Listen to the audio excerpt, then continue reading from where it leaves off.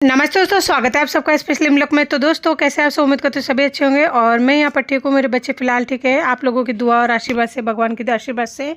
तो दोस्तों सुबह सुबह का टाइम है। यहाँ पे सबसे पहले जो है मैं कर रही हूँ बर्तनों को मतलब छीके में रखने का तैयारी, क्योंकि नीचे एक तो गेट नहीं खुलती और दूसरी बात जो है बच्चों के लिए खाना वाना बनाना है और गेट को अगर नहीं खोलेंगे तो गर्मी का दिन है, बहुत ज़्यादा उमस सब बढ़ जाते हैं। और यहाँ जो बर्तन है ना, ये रात की बर्तन है, रात को क्लीन करके रखी थी, जो सूख चुका है सारे रात में। और यहाँ पे बहुत ज़्यादा बरसात हो रही है, यानी हमारे यहाँ पे जो बर्तनों को सूखने में थोड़ा सा टाइम लगता है। सर्दियों में तो बाहर को रख देती थी टोकरी को, लेकिन ये बरसात की वजह से मुझे अंदर रखनी पड़ती है, क्योंकि बरसात के छींटे आ जाते हैं बालकनी में। और वैसे भी धूल मिट्टी जैसे आंधी चलती है ना, तो कुल मिला के ये बर्तन गंदे हो जाते हैं। तो जी अब मैं हर बार की तरह सबसे पहले करूँगी खाने की तैयारी। पर खाने की तैयारी में जैसे किचन में आती हूँ ना, तो ऑलरेडी बहुत सारे सामान ऐसा है जो मतलब ख़त्म हो चुके हैं। तो जैसे जैसे पता लग रहा है वैसे वैसे घर में स्टोर कर रही हूँ।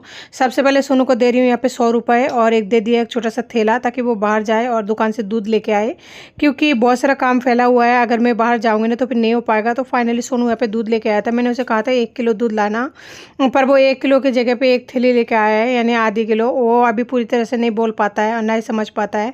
तो कोई बात नहीं, शाम को मैं जाके ले आऊँगी, लेकिन सुबह सुबह के टाइम थोड़ा सा परेशानी हो जाती है ना, इस वजह से उससे मंगवा लिया। वैसे मैं उसको भेजती नहीं हूँ, लेकिन मजबूरी में कभी कभी भेजना पड़ता है, जिस टाइम बहुत ज़्यादा काम होता है या फिर कुछ और काम जैसे इमरजेंसी हो जाता है तो फिर भेजना ही पड़ता है। और चीनी ख़त्म हो गया था, तो वो लेके आए 1 किलो चीनी, और दूध का थैली 1 लेके आए, जबकि 1 किलो मंगाई थी। कोई बात नहीं, बच्चा है, सीख जाएगा धीरे धीरे। तो चीनी 1 किलो में से मुझे इस डब्बे में थोड़ा सा निकालना है, क्योंकि चाय का जो डब्बा है ना, जिसे चीनी लेकर काम करती हूँ, वो पूरी तरह से खाली हो चुका था। तो डब्बे में भर दिया, और बाकी का जो है वो मैं रख दूँगी। और सबसे पहले मैंने यहाँ पे चढ़ा लिया चाय, क्योंकि मैं है ना मेडिसिन ले रखी हूँ, क्योंकि मुझे बॉडी पेन का जो दवाई है अभी भी दी जा रही है, यानी कि ले रही हूँ, क्योंकि पता नहीं मेरी बॉडी का जो पेन है अभी तक सही नहीं हो पा रहा है। इस वजह से सबसे ज़्यादा परेशानी है। क्या करूँ, काम तो कर रही हूँ, दिख रहा है, लेकिन है ना मुझे पता है मेरी हालत कैसी है। उठने तक को हालत नहीं है, मन करता है कि ना सो जाऊँ, लेकिन मैं सोना तो दूर के बाद बैठ तक नहीं पाती हूँ। तो जी चाय जब तक बन रही है ना, मैं सोच रही हूँ यहाँ पे कुछ और काम कर लेती हूँ, क्योंकि चाय बनने में काफ़ी टाइम लग जाता है, कम से कम 5-10 मिनट तो लग ही जाता है अगर आप बढ़िया तरीके से चाय बनाओगे तो। लेकिन सब ऐसा कहते हैं कि चाय पीने से नुकसान कर जाती है, लेकिन क्या करूँ, पहले तो मेरी आदत नहीं थी, नहीं पीती थी, लेकिन आजकल की आदत पड़ चुकी है। सुबह उठ के सबसे पहले तो एक दवाई लेती हूँ, जो कि मेरा खाली पेट का है। उसके बाद में चाय पी लेती हूँ, और चाय पीने के बाद में फिर दूसरा काम जो भी होता है वो शुरू कर देती हूँ। तो चाय जब तक बन रही है ना, ये जितने भी बर्तन हैं इनमें से ज़्यादा नहीं तो आधे तो हो ही जाएंगे, और बर्तन सूखने में टाइम लगता है ना, तब तक जो है मैं चाय पीऊँगी, तब तक बर्तन सूख भी जाएगा आधे से ज़्यादा, तो उसे रख दूँगी। और ये बर्तन है ना रात का है, तो कांच का बर्तन है, ज़्यादातर रखी हुई है। जब मैं नाइट में काम करती हूँ तो कांच के बर्तन कई बार नहीं मांज पाती हूँ, तो वो बर्तन अगर सिंक में रख देती हूँ ना, तो बच्चे दिन में क्या करते हैं, ग्लास वगैरह है ना फेंक देते हैं। तो छोटे बच्चे ऐसे करते हैं, इसमें उनका कोई दोष नहीं है, लेकिन क्या है वो बर्तन है ना टूट जाती है। पहले भी मेरे है ना 2-4 प्लेटें क्या है टूटी हुई है, तो इसलिए मैं कोशिश करती हूँ कभी भी मुझे टाइम मिलता है ना, तो सबसे पहले जो भी कांच का बर्तन होती है, यानी कि चीनी मिट्टी का कांच का होता है, उसे सबसे पहले क्लीन करके और मतलब सुखा के और रख देनी है छीके में, ताकि बच्चों का हाथ ना आए। तो देखिए यहाँ पे एक जो है व्हाइट कलर वाला जो प्लेट है वो निकल चुकी है। और सिंक में जितने भी बर्तन है ना, सारे आप देख पाएंगे ज़्यादातर है ना नॉन स्टिक वगैरह का है, यानी जो मैं काम में नहीं लेती हूँ डेली यूज़ में, वो वाली बर्तन है। और 2 जो कढ़ाई है ना, वो बहुत ही बुरी तरह से ख़राब हो, क्योंकि जब तक मैं हॉस्पिटल में थी तो घर पर जो है मम्मी खाना बनाती थी, तो मम्मी ने उन दोनों कढ़ाई को यूज़ में ले लिया था। अब वो 2 कढ़ाई जो है मांजने में मुझे बहुत ही ज़्यादा तकलीफ होगी, लेकिन पता नहीं वो फिर भी कंप्लीट तरीके से जो है क्लीन होगा कि नहीं होगा, वो कह पाना मुश्किल है। तो इधर चाय बन चुका था, सबसे पहले मैं चाय पी लेती हूँ, नहीं तो चाय ना ठंड हो जाती है, और ठंड होने के बाद में एक अजीब सा जो है स्मेल सा आने लगता है, तो फिर अच्छा नहीं लगता। उसके बाद में वापस से जो है मैं आ गई थी यहाँ पे किचन में, और इधर मैंने चावल बना लिया था, जो भी बर्तन वगैरह था उसे भी क्लीन कर लिया था। आज मैं बनाने वाली हूँ कटहल की सब्जी ग्रेवी वाली, और साथ में बनाऊँगी चावल। चावल तो बन चुका है, और भिंडी का भुजिया, भिंडी की भुजिया सिंपल सी बनाऊंगी। और इधर जो है कटहल की भुजिया ग्रेवी वाली इसलिए बनाऊंगी कि कुछ चावल है, तो ग्रेवी वाली सब्जी अच्छा लगता है चावल के साथ में। कटहल को तो बाजार से छिल के लेके आई थी, बस उसे छोटे छोटे टुकड़ा करना था, जो मैंने कर लिया, करके है ना धो लिया एक बार, और दोबारा से पानी में डाल के रखी हूँ। तो जी कढ़ाई में मैंने 1 बड़ा चम्मच ऑयल डाल दिया था, ऑयल गर्म हो चुका था, उसमें आधे चम्मच जीरा डाल दी थी। जीरा डालने के बाद में जैसे जीरा चटक चुका था, उसके बाद में 1 मीडियम आकार का प्याज को बहुत ही बारीकी से चॉप करके ले लिया था, और बीच में मैंने ये सारा काम चाय पीने के बाद में जो है कर बिल्कुल कंप्लीट कर लिया था। और प्याज को मैंने जो है मीडियम टू लो गैस पर 3 से 4 मिनट तक चला लिया है। आप देख सकते हैं प्याज का कलर बिल्कुल बादामी कलर हो चुका है, यानी प्याज जो है बहुत ही बढ़िया तरीके से फ्राई कर लिया है। तो प्याज छोटे छोटे इतने बारीकी से चॉप इसलिए किया है ताकि प्याज जो है सब्जी में दिखे ना, जिससे सब्जी का टेस्ट अच्छा आएगा। तो जी प्याज फ्राई होने के बाद में मैंने यहाँ पे 1 चम्मच भरकर, 1 चम्मच से ज़्यादा ही होगा, अदरक लहसुन और जो है हरी मिर्च का पेस्ट यहाँ पे बनाकर रख दिया था, उसे डाल दिया है। तो उसके साथ में अब जो है प्याज को अच्छे से फिर से एक बार फ्राई कर लेंगे ताकि लहसुन का और हरी मिर्च का, अदरक का भी कच्चापन दूर हो जाए। उसके बाद में मैंने यहाँ पे जो कटहल को टुकड़ा करके ले लिया था उसे डाल दिया। देख सकते हैं कितने छोटे छोटे पीस कर लिया ताकि बच्चे आसानी से खा सके, और बच्चे जो है कटहल को फर्स्ट टाइम खाएंगे, पता नहीं कैसा रिएक्शन होगा और उनको ये सब्जी अच्छा लगेगा भी कि नहीं, क्योंकि मुझे तो यानी कि जो भी बड़े होते हैं ना वो तो खाते हैं हर चीज़ को, लेकिन बच्चों के लिए अगर आप कोई भी सब्जी वगैरह या कुछ भी बनाते हैं ना तो उसमें थोड़ा सा परेशानी ये होती है, बच्चे पहली बार कोई चीज़ खाते हैं, अगर उन्हें अच्छा लगता है तो वो खा लेता है, अगर अच्छा नहीं लगता है ना तो फिर वो नहीं खाता है, तो फिर बाद में दोबारा से बनाओ या फिर कुछ और ट्राई करो। बच्चों के साथ में यही परेशानी होती है। तो मसाला के साथ में कटहल को अच्छे से मिक्स कर दिया था और उसे धीमे गैस पर छोड़ दिया है। इधर दूसरे कढ़ाई चढ़ा दिया ताकि इसमें भिंडी की भुजिया चढ़ाऊँ ताकि जल्दी से खाना बन जाए, क्योंकि काफ़ी ज़्यादा लेट हो चुकी थी मैं आज। तो कढ़ाई में मैंने यहाँ पे 2 छोटे चम्मच ऑयल डाल दिया, क्योंकि भिंडी की जो क्वांटिटी है वो थोड़ा कम है और मुझे इसे सिंपल बनाना है, तो इसलिए इतना ज़्यादा ऑयल वगैरह की आवश्यकता नहीं है। तो जी 1 चौथा चम्मच नमक, 1 चौथा चम्मच हल्दी पाउडर डालकर भिंडी को अच्छे से मिक्स कर दिया है। उसके बाद में ढक दिया है। तो जी 2 से 2.5 मिनट के लिए ढका था, तो 2 से 2.5 मिनट जो है भिंडियाँ सॉफ्ट हो जाती है। देख सकते हैं कितना बड़ी तरीके से सॉफ्ट हो चुके हैं। इसमें कुछ और मसला तो ऐड नहीं करूँगी, बस इसे सिंपल सी भुजिया बनाना था। तो जी भुजिया जो है हमारा बनकर बिल्कुल रेडी हो चुकी है। तो जी जब तक भिंडी की भुजिया बन चुकी थी, बीच में मैंने यहाँ पे टमाटर को ग्रेट कर लिया था, तो 1 टमाटर डाल दिया था कि सब्जी में थोड़ा सा खट्टा ही रहेगा ना तो अच्छा लगेगा। तो उसके बाद में सूखे मसाला ऐड किया है, लाल मिर्ची पाउडर, धनिया पाउडर, जीरा पाउडर, गरम मसाला पाउडर। इसमें मैं हरा धनिया का इस्तेमाल नहीं करूँगी, इस वजह से गरम मसाला डाल दिया, बाकी नहीं डालती। तो यहाँ पे देख सकते हैं सारे सामग्री के साथ में, यानी जो भी टमाटर और सूखे मसाला थे उसके साथ में फिर से एक बार मैंने फ्राई कर लिया है सब्जी को 3 से 4 मिनट तक। तो मुझे लगा नहीं था ये जो कटहल है बहुत जल्दी मतलब पक जाएगा, लेकिन आज का जो कटहल है शायद वो ताज़ा होगा, इस वजह से है ना बहुत जल्दी पक कर रेडी हो गया है। नहीं तो कटहल को सब्जी बनाने में ना लगभग आधे से पौने 1 घंटा का समय लग जाता है, लेकिन आज मेरा जो सब्जी है ना 15 से 20 मिनट के अंदर बनकर बिल्कुल रेडी हो चुका है। तो देखिए सब्जी हमारा इधर तैयार हो चुका है। तो चलिए खाना निकाल देती हूँ, क्योंकि बच्चे मेरा इंतज़ार कर रहा है कब खाना बने तब जाकर डालें, क्योंकि बाहर का खाना खाते हुए सोनू को काफ़ी दिन हो चुका था। तो घर का खाना अगर थोड़ा सा मिल जाए, वैसे खाना तो वो पसंद नहीं करता है, लेकिन बच्चों के मुँह के आगे देना हर माँ बाप का वो फ़र्ज़ बनता है, तो बस वही करने की कोशिश करते हैं। जैसे खाना बनता है सबसे पहले बच्चों को डाल देती हूँ, और उन दोनों के अलावा मेरे घर में है ही कौन। तो खाने में आज है कटहल की सब्ज़ी, भिंडी की भुजिया, और 1 अंडे को मैंने चावल में डाला था जो कि बॉयल हो चुका है। उसके बाद में बच्चों ने खाना उधर खा लिया था। मैं यहाँ पे कर रही हूँ बिस्तर की तैयारी, यानी सारा काम करने के बाद में किचन का, फिर आती हूँ मैं इधर रूम में ताकि साफ़ सफाई करके सीधा जो है नहा लूँ। इससे क्या होता है बच्चे भूखा नहीं रहता है तो रोते नहीं है, वो लोग कार्टून वगैरह मोबाइल में देख लेता है या फिर खेल लेता है, और मैं जो है बाथरूम का जो भी काम वगैरह होता है कर लेती हूँ, तो सही रहता है। हॉस्पिटल से आ तो गई थी, लेकिन मेरी हिम्मत नहीं हो रही थी कि बिस्तर को सही करूँ, क्योंकि एक तो थकी हुई थी, ऊपर से मुझे नींद बहुत ज़्यादा आ रही थी। आप चाहे कितने भी गद्दे में सो लो, लेकिन जो घर का नींद, घर का खाना, और जो चाहे आपके पास छपड़ा क्यों ना हो, छपड़ा का मतलब छोन का घर भी अगर होता है ना, यानी कि मिट्टी के घर जिसे बोला जाता है, उसमें भी आपको जो नींद आएगी ना वो आपको चाहे गद्दे वाले बिस्तर हो उसमें भी नींद नहीं आती है, क्योंकि इंसान अपने आप को जो है पूरी तरह से कंफर्टेबल नहीं फील कर पाता है। मेरे साथ तो यही होती है, चाहे घर में मैं कैसे भी खाऊं कुछ भी करूं, पर मुझे घर ही अच्छा लगता है, चाहे मेरा घर कैसा भी हो। आई थी ना तो घर के हालत देख के बहुत ही बुरा लगा था, लेकिन मेरी हालत नहीं थी कि घर को सही करूँ, इसलिए मैंने ना 2 दिन का पूरी तरह से जो है रेस्ट कर लिया, ऐसा कह सकते हैं। और रेस्ट करने के बाद में फाइनली जो है आज थोड़ा सा लग रहा है ठीक ठाक कि हाँ भाई कर सकती हूँ, तब जाके इस रूम का पूरी तरह से क्लीन करूंगी। बाकी का रूम तो नहीं हो पाएगा, बाकी का रूम के लिए मुझे और 2 दिन का टाइम चाहिए होगा। जितने दिन मैं हॉस्पिटल में रही उतने दिन ही आप लोगों ने ये देखा कि मैं दिन में 24 घंटा जो है भगती रहती हूँ, यानी सुबह से लेकर शाम तक बाहर जाती रहती हूँ। तो ऐसा ही मेरे साथ हर रोज़ होता है, लेकिन हर रोज़ का जो टाइम टेबल होती है वो थोड़ा अलग होता है, जाने का टाइम अलग होता है, आने का कंडीशन वो थोड़ा अलग होता है, लेकिन जाना ज़रूर पड़ता है। मैं ये नहीं कहती हूँ मैं करती हूँ, जितने भी सिंगल मॉम है ना शायद उनको करना पड़ता होगा, और शायद वो करती है, क्योंकि बाहर से बहुत कुछ ऐसी चीज़ें लाना होता है या फिर ले जाना होता है, बहुत कुछ ऐसे काम होती है जो इंसान को बाहर जाना ही पड़ता है, चाहे आप कितने बच्चों कितने कोशिश करो। तो वही मेरे साथ फ़िलहाल हो रहा है। तो आने के बाद में मैंने सोचा था बहुत कि है ना इस बिस्तर को पहले कर लूँ, लेकिन नहीं हिम्मत हुआ था, इसलिए छोड़ दिया था।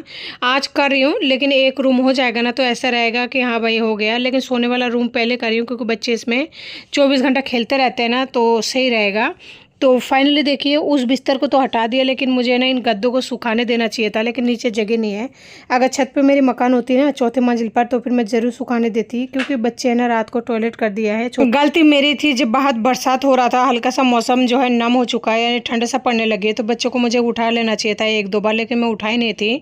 मुझे लगा नहीं करेगा, लेकिन उसने कर दिया था। आगे से ध्यान रखूँगी, जब भी वो सोएगा पूरी रात के लिए तो फिर मैं उसे जो है एक बार उठा दूंगी। तो जो गुदरा होता है ना उसको तो मैंने हटा दिया है, क्योंकि वो गुदरा गंदा भी हो चुका था, और दूसरी बात बहुत दिन हो चुका था उसमें, उसने टॉयलेट कर दिया था, तो मेरा मन नहीं कर रहा था कि उसे सुखा के दोबारा से मैं बिछाऊं। इसलिए ये दूसरा वाला गुदरा है जिसे मैं बिछा रही हूँ, और दोनों गुदरा पर है ना दोबारा से कबर चराने की जरूरत है, लेकिन मेरे पास फिलहाल बिल्कुल ही टाइम नहीं है, और पता नहीं मैं कभी मतलब कबर चरा पाऊंगी कि नहीं, क्योंकि इसमें बहुत ज़्यादा टाइम लगता है। मैंने मम्मी को बोला था, मम्मी ने मना कर दिया, बोला कि फेंक देना, लेकिन मेरा फेंकने से काम नहीं चलेगा, क्योंकि बच्चा छोटा है और मुझे जो है अभी तक चलाना पड़ेगा 1-2 साल तक इसी तरह, क्योंकि छोटू अभी भी कल परसों रात को जो है टॉयलेट कर दिया। मान लीजिए अगर मैं फेंक दूंगी इसको तो फिर बिछाऊंगी क्या, और पूरा जो है अंदर तक जाएगा, यानी डबल बेड के अंदर तक जाएगा बाबू का टॉयलेट, तो फिर मैं कैसे क्या करूँगी, तो मुझसे नहीं होगा।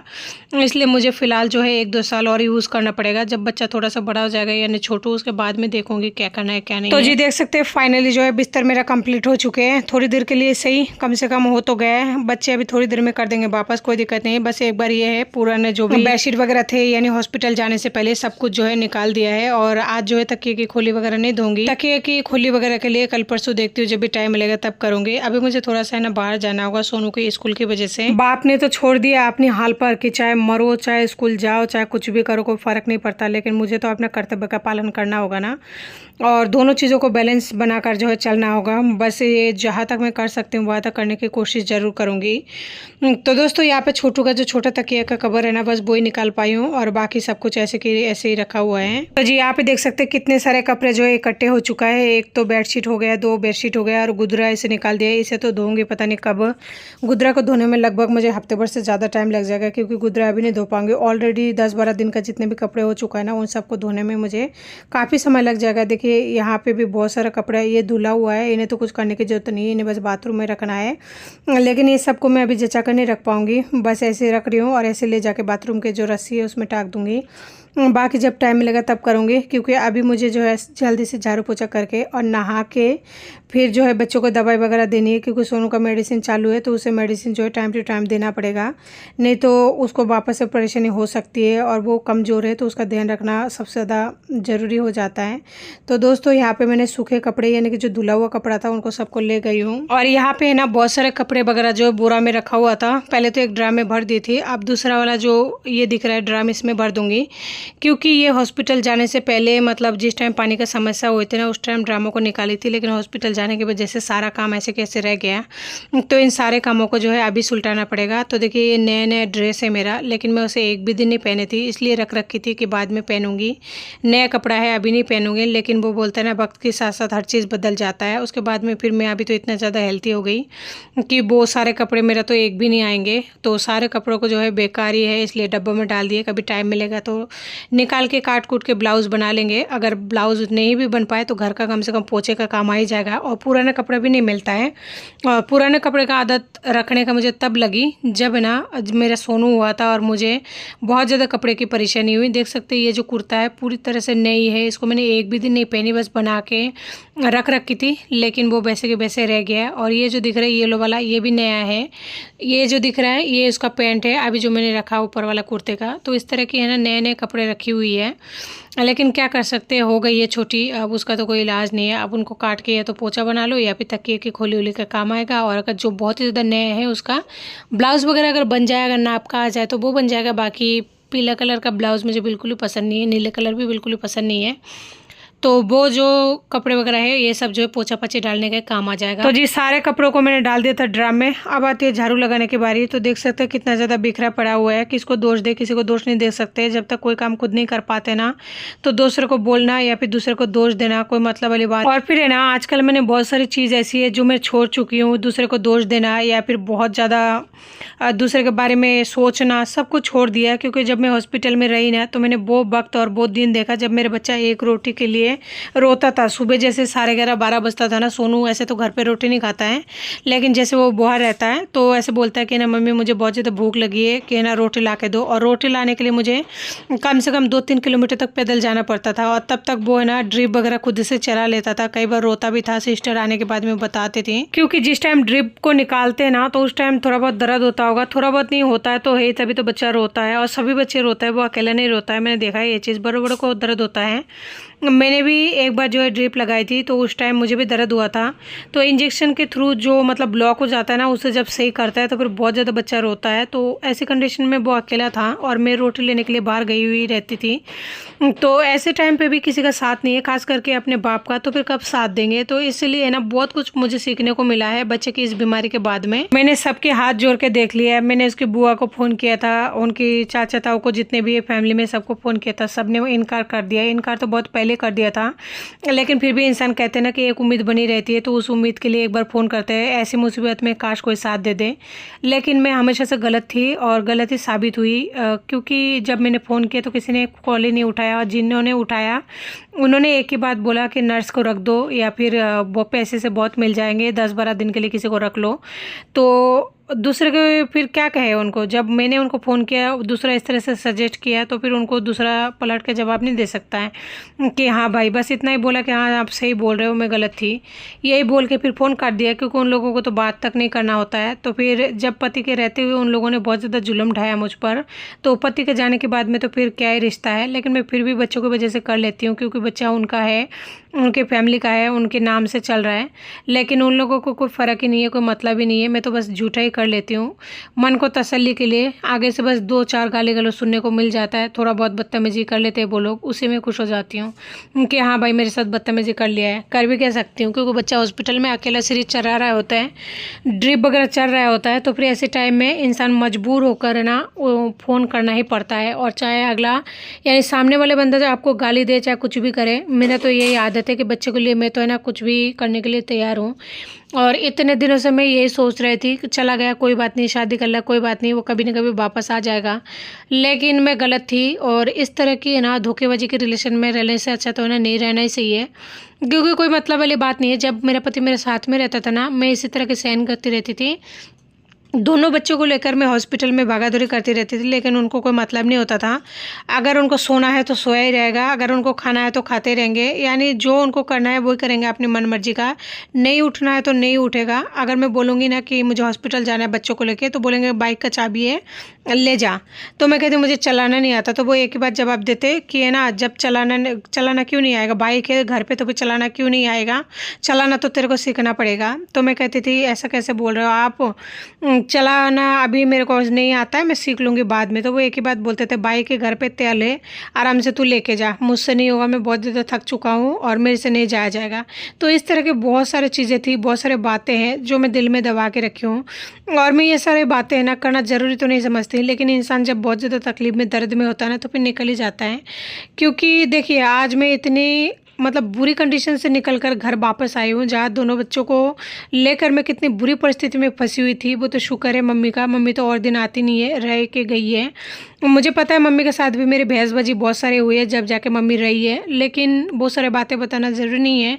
बस इतना ज़रूरी है कि उन्होंने मुसीबत के टाइम मेरा साथ दिया है, और इसी बात के लिए ना मैं उनका शुक्रगुजार हूँ कि हाँ उन्होंने चाहे जैसा भी हो मुसीबत के टाइम साथ दिया है। मेरे बच्चे जो है वापस घर आ गए, और छोटू 10-12 दिन तक मम्मी के पास में ही था। और ये जो आइडिया था आप लोगों ने मुझे सजेस्ट किया था कि दीदी आप अपनी मम्मी को बुला लो, तो आप लोगों का भी मैं दिल से शुक्रगुजार हूँ कि आप लोगों ने मुझे मुसीबत के टाइम पे ऐसा रास्ता दिखाया, जिसकी वजह से मुझे बहुत ज़्यादा हेल्प मिली। मैं मानती हूँ कि मम्मी नहीं रहना चाह रही थी, इस बीच बहुत कुछ हो चुका है, लेकिन मैं फिर भी ये है कि बस छोटू इतने दिन रह गया ना, इससे ज़्यादा और कुछ भी नहीं हो सकता। तो दोस्तों देखिए यहाँ पे है ना एक रूम को क्लीन करने में लगभग मुझे बहुत टाइम लग चुका था। अब जो है बच्चों के खाने पीने का टाइम हो चुका था, अब मैं है ना नहा धो के बच्चों को खाना पीना जो है डाल दूँगी। तो दोस्तों आज की वीडियो को इसी साथ ऐड करती हूँ, उम्मीद करती हूँ अच्छी लगी होगी, और अगर अच्छी लगी होगी ना तो प्लीज़ लाइक शेयर करना बिल्कुल ना भूलें। नमस्ते।